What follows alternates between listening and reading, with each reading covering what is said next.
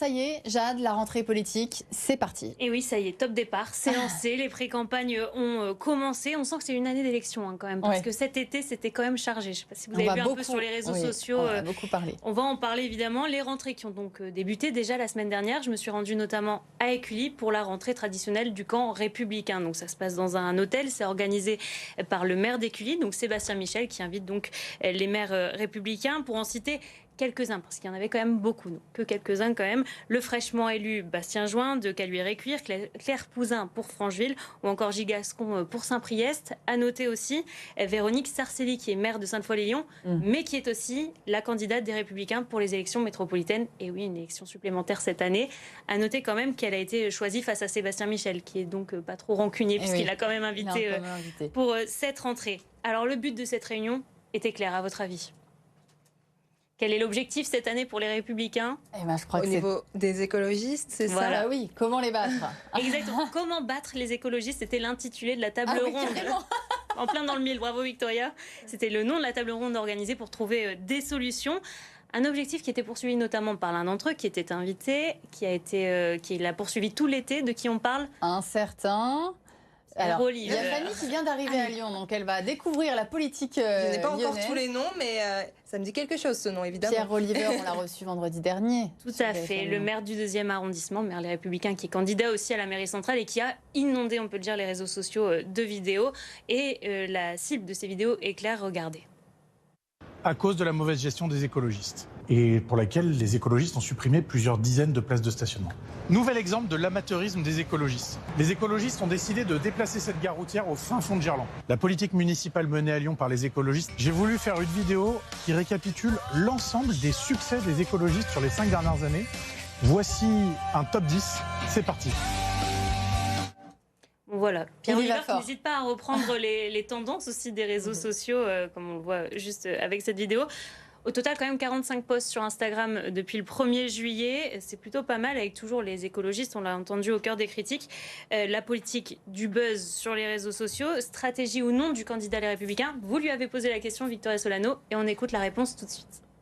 Il faut réussir à toucher tous nos concitoyens, et il faut reconnaître que depuis quelques années, les réseaux sociaux sont devenus l'une des sources d'information pour bon nombre de nos concitoyens. Alors, en tout cas, ce qui est important, c'est aussi de pouvoir montrer le débat municipal, parce que quand vous regardez les vidéos qui sont publiées du conseil municipal tous les mois et demi, à chaque fois, on a 50, 60 personnes qui ont regardé la vidéo du conseil municipal, et donc sur des formats plus courts sur les réseaux sociaux, vous arrivez à toucher plus de monde.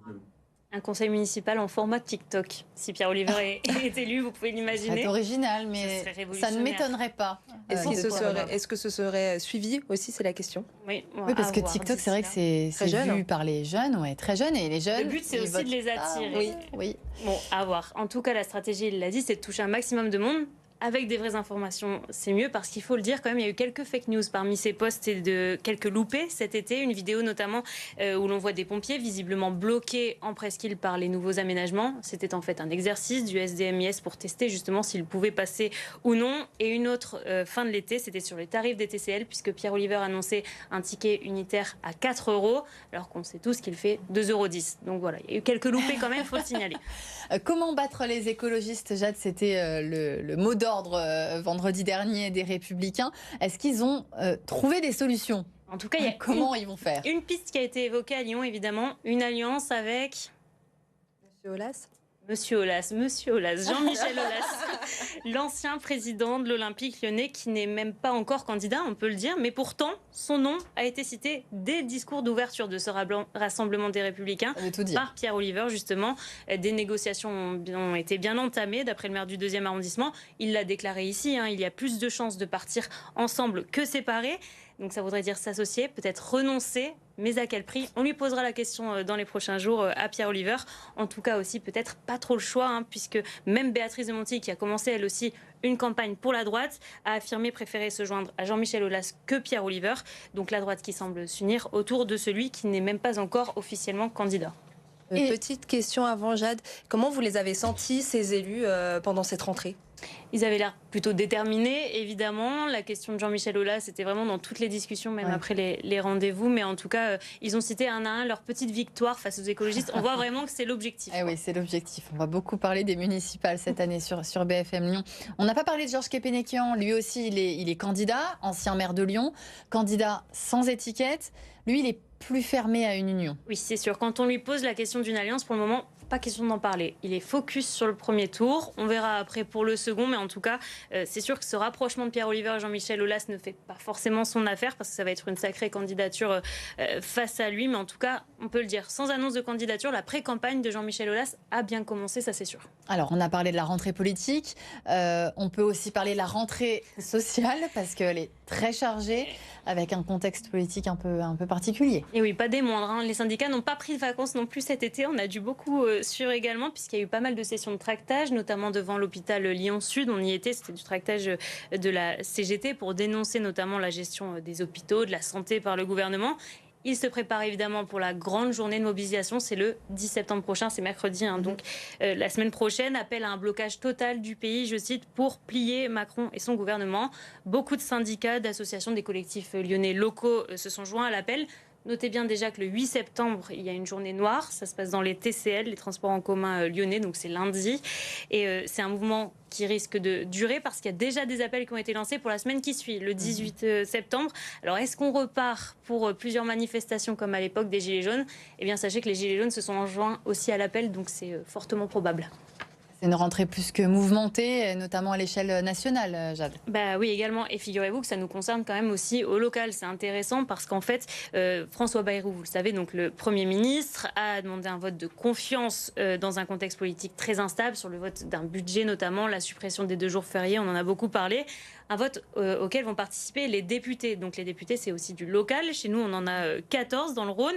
Rappelez-vous, élus l'année dernière, après une année, on peut le dire, rocambolesque, des élections anticipées, après la dissolution ordonnée par Emmanuel Macron. Et je leur ai demandé, chacun leur tour, leur vote pour ce vote de confiance. Eh bien, sachez-le, dans le Rhône, François Bayrou n'aurait pas eu la confiance. Voilà, parce qu'en fait, sur les 14, seulement 4 pour. Ah oui. Ça concerne Blandine Brocard du MoDem et Cyril Isaac-Sibyl du MoDem également, et Thomas Gassillou et Jean-Luc Fugit pour La République En Marche. Donc ça fait quand même 10 contre. En tout cas, le résultat, c'est le 8 septembre prochain. Si l'Assemblée nationale ne vote pas pour la confiance de François Bayrou, ce serait quand même une première pour la Ve République, donc ce serait quand même historique. Reste donc la menace d'une nouvelle dissolution, donc potentiellement d'une nouvelle élection supplémentaire pour nous cette année. Donc ça promet d'être une année très très chargée. Mais en tout cas, on sera là pour les suivre évidemment et vous accompagner pour dépatouiller un peu là-dedans. Ça va être compliqué, je pense. Vous allez avoir beaucoup de travail, Jade. Merci Victoria de le souligner, oui. Mais je le ferai avec grand plaisir. Merci beaucoup en tout cas pour ce café. Paul, c'était comment? C'était super. Et vous, qu'est-ce que vous en avez pensé? C'était parfait, C'était très clair. Et si vous avez des questions justement très claires, n'hésitez pas à nous envoyer des messages sur le mail de la rédaction de BFM Lyon. J'y répondrai avec grand plaisir.